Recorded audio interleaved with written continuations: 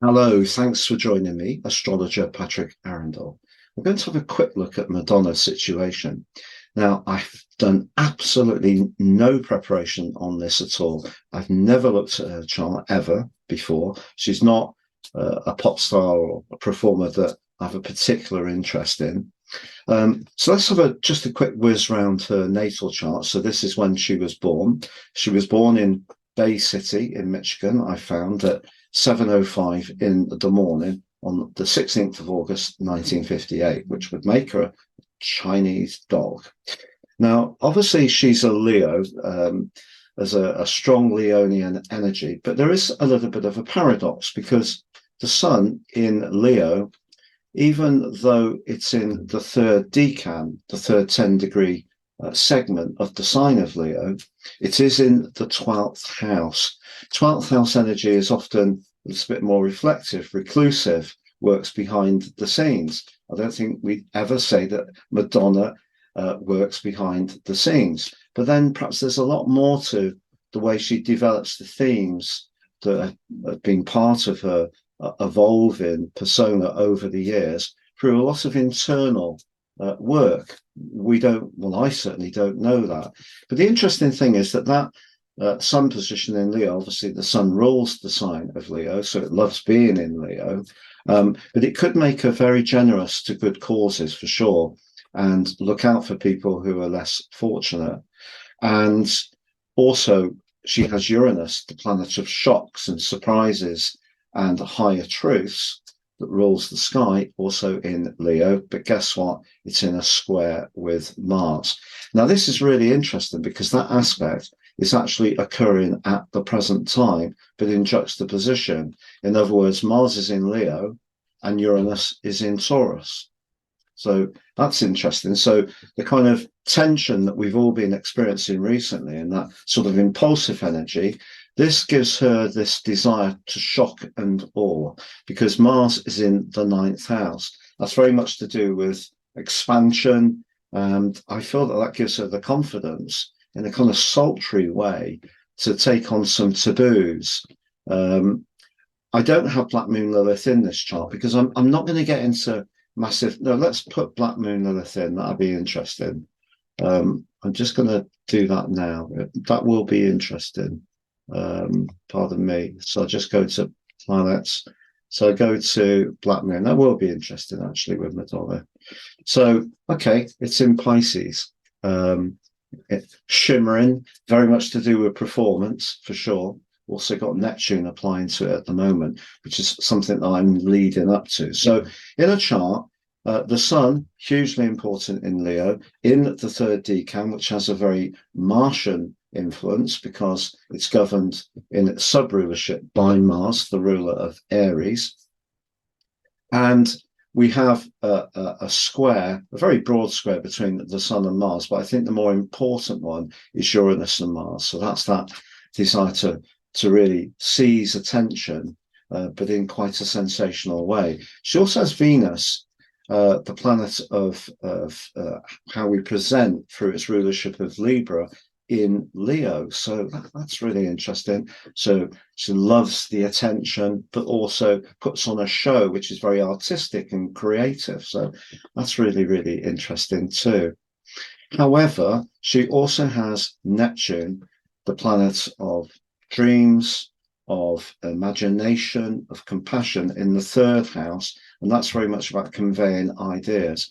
And these two are in a square. So I think, again, that gives her an appreciation of the arts and shaping a perception in a very imaginative way. But some other takeouts from her chart. So if you follow my work, you'll know that I'm very much into the midpoint between the sun and the moon to get to the core of a person's being. And it's interesting because I knew she was a Leo, but I just sensed that there was a Virgo dimension to her. Sure enough, she has the ascendant in Virgo. She also has the ruler of Virgo, Mercury, in a retrograde when she was born, applying to the position of her ascendant. So this is very much about conveying ideas, but it's just tucked into the 12th house. Again, we don't know what Madonna might do for those that are less fortunate, or how she thinks about things in a deeply psychological way. I think she has mentioned a lot about her formative years as a Catholic. That's one of the things I have heard. And the only reason I knew that is because I had formative years as a Catholic as well. But just going back to my theme, her moon also in Virgo, applying to her ascendant. So her need to create her own reality in terms of emotional and have a control over it. The first house very much about our individuality, extraordinarily strong.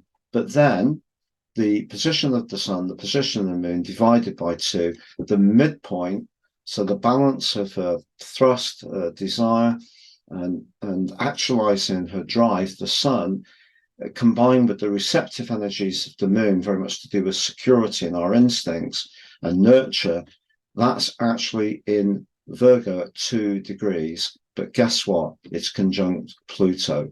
So the balance of her core being has constantly gone through a series of changes and transformations with the power of Pluto. So I just think that really seems to fit the little bit I know. Now, in terms of her success, I think having the North Node and Jupiter in the second house, well, that's a pretty good combination to have when it comes to earning money. She also has the Sun and Jupiter and the Sun and the North Node in a wonderful enabling sextile. So the fire of the Sun is angling with the communicational skills and balance, but the presentational qualities of Libra. I think people get caught up with Libra being about tuning into others. For me, it's very much about the arts. It's very much about how things appear. It can be superficial, and I'm saying that as a Libran ascendant. So that definitely has given her a confidence, but also the potential to be really quite fortunate. Now, there may be things I've not seen because I've just looked at this really quickly. I mean, she does have Saturn there in a trine with both Uranus and the Sun. So I would think Saturn with Uranus gives her a good balance between being inventive and original, but also having a real appreciation of the family foundation in her life. And I was reading online today that her siblings were really concerned about her over the weekend with this bacterial infection. And I thought it was great that this person who's, been so successful does have that connection to her siblings. So Saturn in Sagittarius very much about knowledge, but again, there's this water dimension. So we've got all these guys in the 12th house, the Black Moon Lilith in Pisces, and Saturn in the 4th house. So there's a mixture of houses and placements there, which for me are quite interesting. So that position of Neptune as well, watery. So an instinctive person, but with a need for a degree of stability to work behind the scenes, probably does things that we're not aware of to help people, I feel, but has definitely got the instincts of a performer and of an individualist. But I think there are parts of her nature that are a bit perfectionist. And I know that tends to be a little bit of a simplification on Virgo energy. I actually like to stand up for Virgos because I feel that Virgos are terrific at helping others, being very supportive of others. But it does give people a tremendous precision and eye for detail. And her ability to see into situations with Mercury in retrograde in the 12th house and really understand some of the machinations that go on in life she's probably a very shrewd cookie, is what I'm saying here. And she has a great link between Mars and also her ascendant and moon. So, that gives her a lot of thrust. So that gives us an idea of what she was born with. Never looked at her chart before, didn't plan this. It's just a quick drill out. Now, secondary progressions is when we take the ephemeris, the book of tables, and we count forwards for the amount of days a person has been on the planet for a year. So in her case, she's been on the planet for 64 years. It's going to be 65 shortly. So we count forward 65 days and we take a snapshot. What does this mean? Well, it means the sun is evolving at one around 1 degree for each day of our existence. And you can see it's at 26 degrees in Libra. So for the last 26 degrees, that's kind of last 26 years of her life, that's really given her a strong instinct of what her audience may require. But interestingly, her ascendant in her progress chart has moved from Virgo to 28 degrees in Libra. So the sun and the ascendant are combined. We go back to her natal chart.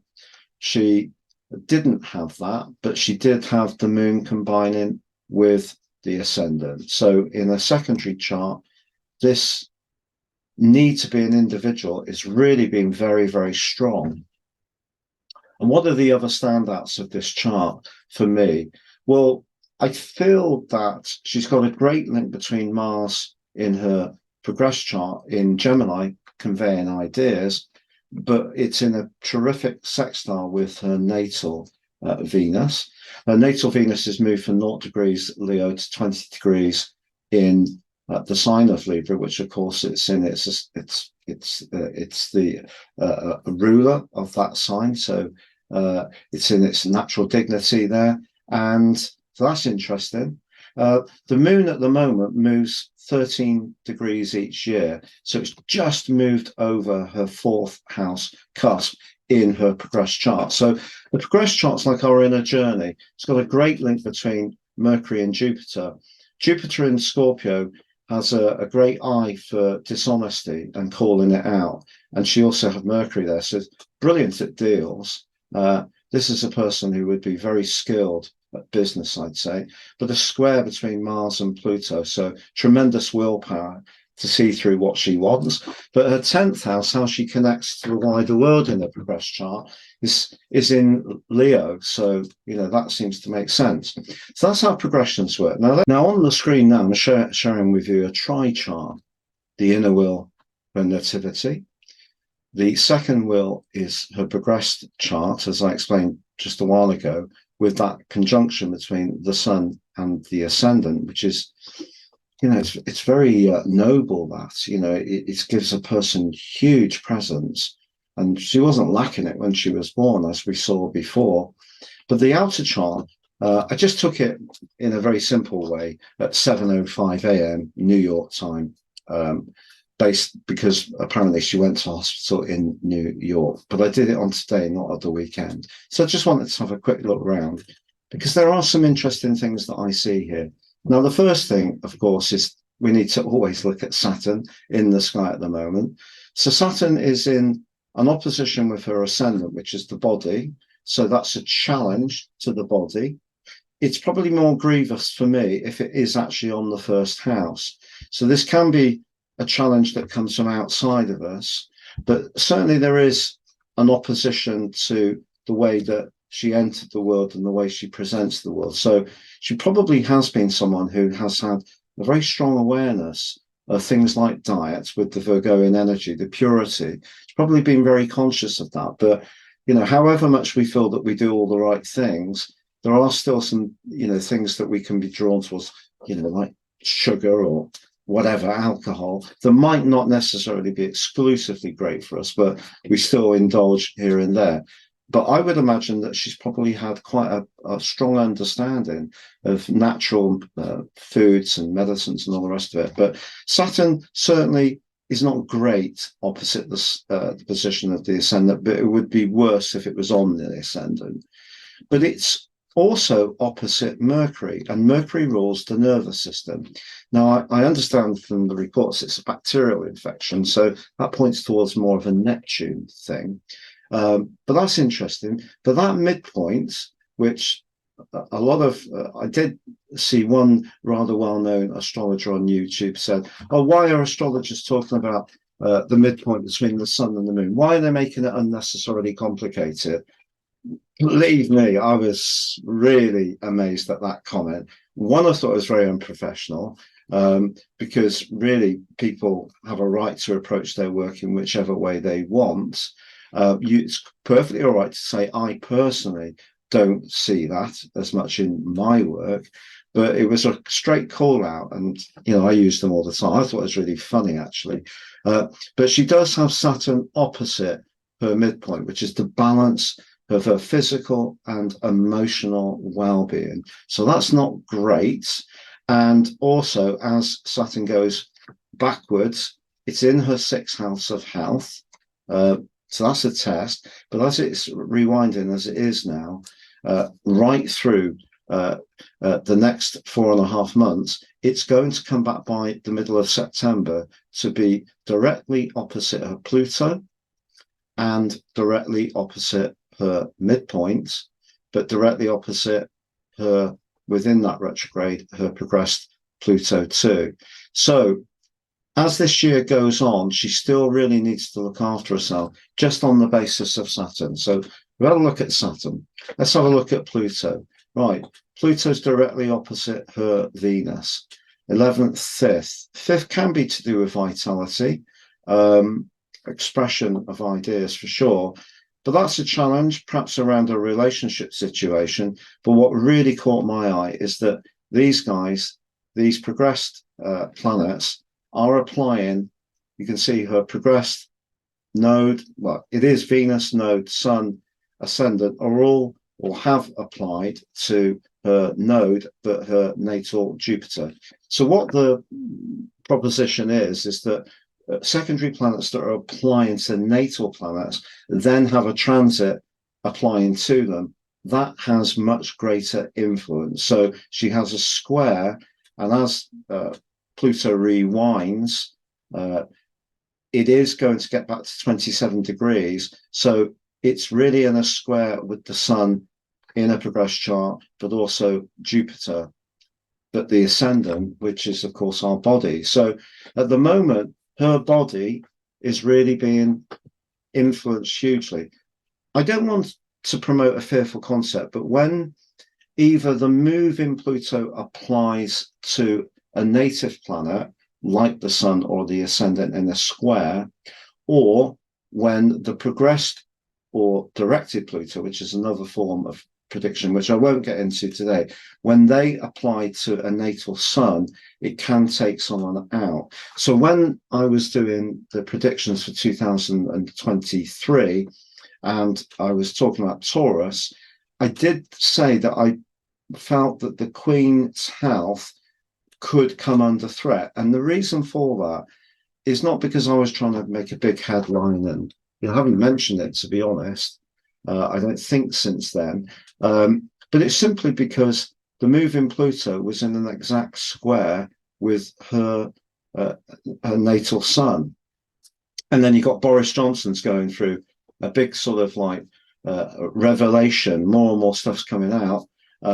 And the move in Pluto squaring his moon. You've also got the move in Pluto squaring King Charles's natal moon. So very uncomfortable transitions. But when Pluto squares the Sun or the ascendant, you really can have some issues with your health. And it can be really serious issues. And, I'm not trying to in any way speculate about Madonna's health in a negative or unkind way. Also, Neptune, which of course can be very much to do with the dissolving of things, is in a quincunx exactly with her Jupiter and also the progressed Sun and progressed ascendant. So the quincunx, 150 degrees. So essentially, if we take this as the first house, which it is, essentially that Neptune is in the sixth house of health on her progressed chart. It's in the seventh house of her natal overlay. So I just wanted to share those things with you, that this is a person that, despite her sparkly, effervescent and controversial image, has a lot of a deeper side to her being than may be obvious, I feel. I feel that there is a perfectionism there.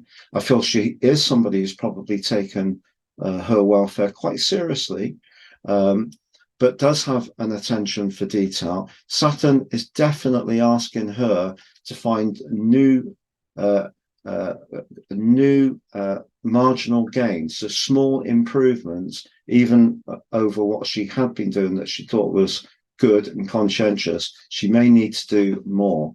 There is a challenge around relationships with Pluto opposite Venus, which is going to go on for the next 2 years, as Pluto hovers on the first couple of degrees of Aquarius. But that Pluto position, it's going to be squaring up. It is squaring up now, natal Neptune. That is a really interesting aspect, because very often someone can make way that we know when Pluto and Neptune are in a square. But the big one for me is it's applying to her Jupiter, the Sun, and the ascendant in a progress chart. And so I think that she really needs to take her health very, very seriously. I don't think, especially with Neptune being very much to do with infections, highly linked to COVID. When COVID broke out, the solar return for that year had Neptune conjunct the moon.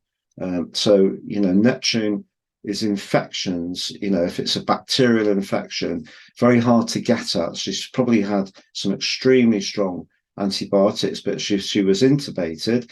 That's a very serious procedure. So it was really, really a big thing for her, I feel. I just want to quickly go into her progress chart. In a progress chart, the moving Saturn in the sky is just hovering on that 4th, 5th house cusp. That's interesting. So it just was going over the 5th house cusp. She was just about to start a new tour, 5th house to do with creativity, but next winding back into the 4th house. I think she needs to spend time, particularly with progress moon in Aquarius, having some space from all the responsibilities and obligation, and spending time with loved ones and their family. You can see the moon's squaring up Neptune, and it's going to be squaring up, well, it is squaring up Mercury at the moment, and then Jupiter over the next couple of months. She needs to rest, seriously need to rest. Also a progress chart, the Sun's in house 12, like it was when she was born, but Pluto is applying to that position really strongly. So as I mentioned, thank you for spending time with me on this. It's just an absolute quick dive in. I may have missed some stuff because I genuinely didn't do any preparation on this whatsoever. And I've got a client of my own that I need to prepare for an hour, which I prepare for all one-to-one clients over an hour. I don't take shortcuts with that. But this really fascinates me, that Pluto, very important to her life force, conjunct her midpoint, is really going to be tested by the retreating Saturn, particularly from mid-September to mid-December. She really needs to 6th house, physical, 12th house, emotional, spiritual, psychological health. She really needs to look after herself. And Neptune is really having a very draining, dispersing, and dissolving impact on her physical vitality in the quincunx on her progress chart. And Pluto squaring these guys as well. Pluto square the ascendant and the Sun in the conjunction. Really, really serious aspect to think about, that your life is transforming and we're not immortal, even if we're a hugely successful pop star with a massive presence and following. A real pleasure sharing this with you. If you would like to have a one-to-one with me, please check out my testimonials under this video. Or if you'd like to benefit from more serious astrology, please check out my special offer, which gives you the opportunity to grapple with this amazing subject, but in a very good value way.